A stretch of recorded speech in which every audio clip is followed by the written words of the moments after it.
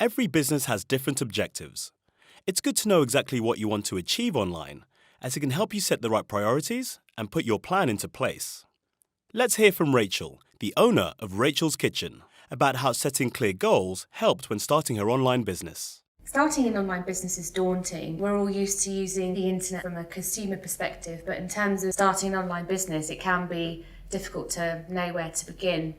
I looked at some clear goals, for example, identifying customer profiles. For example, a guy wanting to send cupcakes to be delivered to his girlfriend for Valentine's Day or to his mum for Mother's Day. Once I identified customer profiles, I could then set about creating AdWord campaigns that specifically targeted the terms that that customer profile would look for example, with the Valentine's Day cupcakes. There are lots of ways that digital can help your business, such as building relationships on social networks, selling online, maybe finding new customers, or even keeping existing ones. It's good to start by asking yourself a simple question. Why, exactly, do you want to be online? Imagine you own a hair salon. Your ultimate goals could be to cut more people's hair, sell more premium services, and sell more of the products that you offer. But before anyone can walk through your door, they have to know you exist. This is a great goal that digital can help with.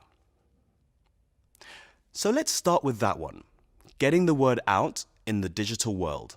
One easy win is listing your business in local online directories.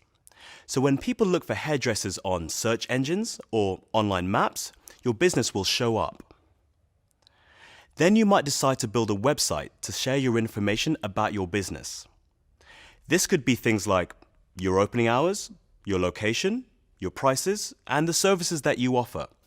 Maybe even photos and videos that could entice new customers to walk through your door. You could even set up a social media page, like on Facebook or Google+, or even Twitter, where you could post photos and creations, offer special deals, and really connect with your customers. As you start achieving these goals and more people become aware of you, your goals may naturally evolve and you might want to shift your focus towards turning visitors into paying customers.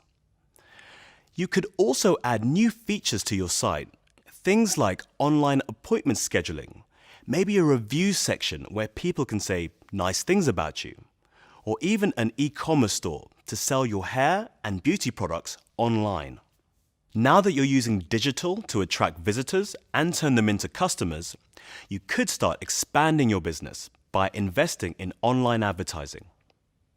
Whatever your ultimate digital goals are or where you currently stand, your priorities will change naturally and grow with your business.